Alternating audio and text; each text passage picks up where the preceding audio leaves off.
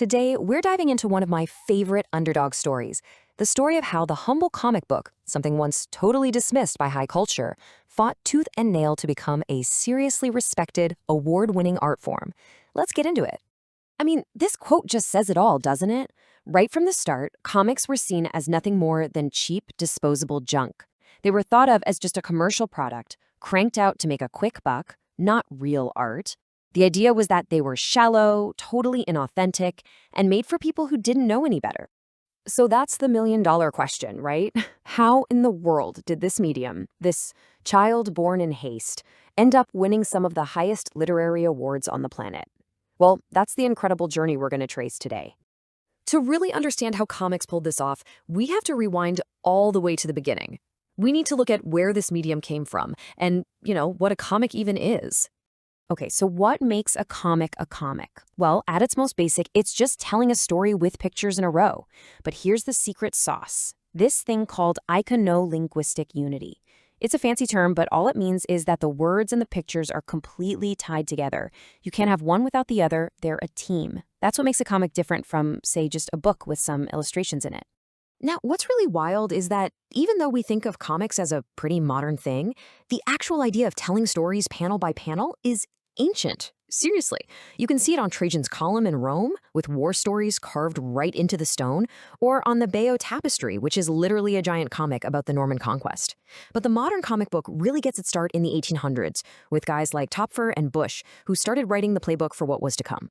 So the idea might have been born in Europe, but it was in America where the comic strip found the perfect soil to just explode into a massive cultural force.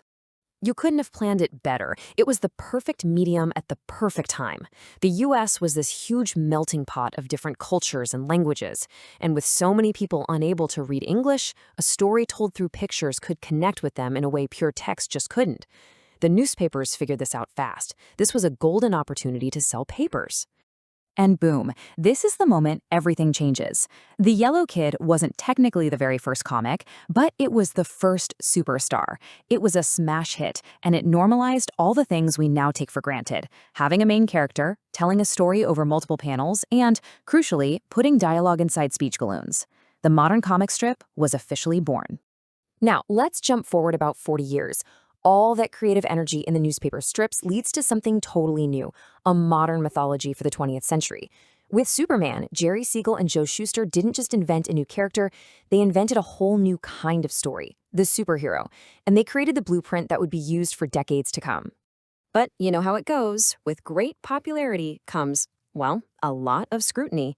Comics were about to face their biggest fight yet, a moral panic that almost wiped them out completely. See, after World War II, comics started getting, complicated. Publishers like the legendary EC Comics started pushing the envelope. They were telling gritty crime stories, terrifying horror tales, and even making sharp social commentary. These weren't just for kids anymore. They were aimed squarely at adults, and the stories showed it. And this did not go over well with some people. A full-blown moral panic erupted, and the man leading the charge was a psychiatrist named Frederick Wortham. He started this massive anti-comic crusade, going on record saying that these new, mature comics were corrupting America's youth. It was a true culture war, and comics were public enemy number one. The comics industry pretty much panicked. To avoid the government stepping in, they decided to censor themselves. They created the Comics Code Authority. And just look at these rules. They're insane. Cops and judges could never be portrayed as corrupt. Good always had to win. No horror, no gore, nothing supernatural. You couldn't even use the words horror or terror in a title. The whole idea was to make comics as bland and safe as possible. But what they really did was create a creative pressure cooker. And eventually, it was going to blow. Because here's the thing about creativity. You can't just stamp it out. The Comics Code didn't kill comics, it just drove the most interesting and daring creators underground, where a full-blown rebellion was about to begin. And this rebellion was fought on two different fronts. Over in America, you had the underground comics scene. It was a direct middle-finger response to the code. Creators like Robert Crumb were literally selling comics on street corners that broke every single rule they could think of. At the same time in Europe, it was less of a raw rebellion and more of a sophisticated evolution.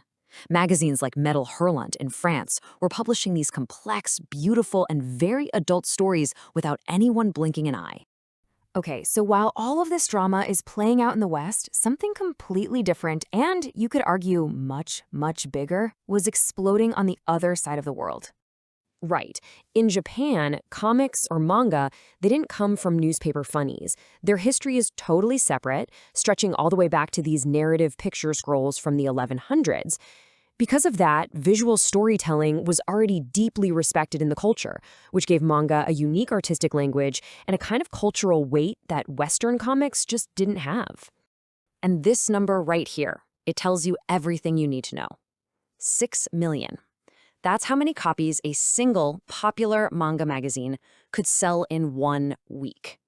Let that sink in. 6 million weekly. In Japan, comics weren't some niche subculture for geeks. They were and are mass culture for everyone. And the reason for that massive success is simple. There is a manga for absolutely everyone. You've got shonen, which is aimed at teen boys and full of action. You've got shoujo for teen girls, focusing on romance and drama.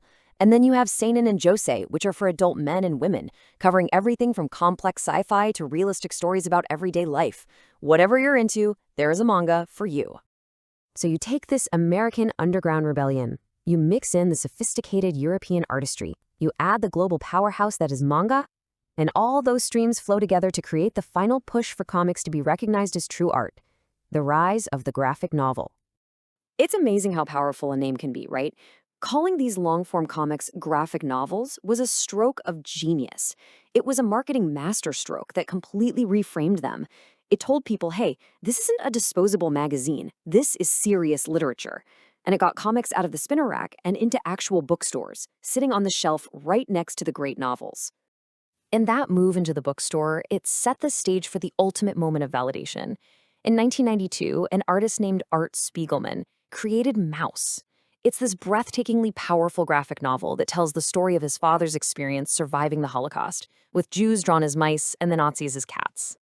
It won a Pulitzer Prize. A Pulitzer, not some niche comic book award, the Pulitzer Prize, one of the highest honors you can get in literature. That was it. The argument was over. The outcast art form had finally, officially made it. So from a disposable child of haste to a Pulitzer Prize winner, what a ride. It really makes you wonder, doesn't it? Now that the medium is finally getting the respect it deserves and the creative possibilities are endless, what other incredible stories are out there, just waiting for someone to tell them in a sequence of panels?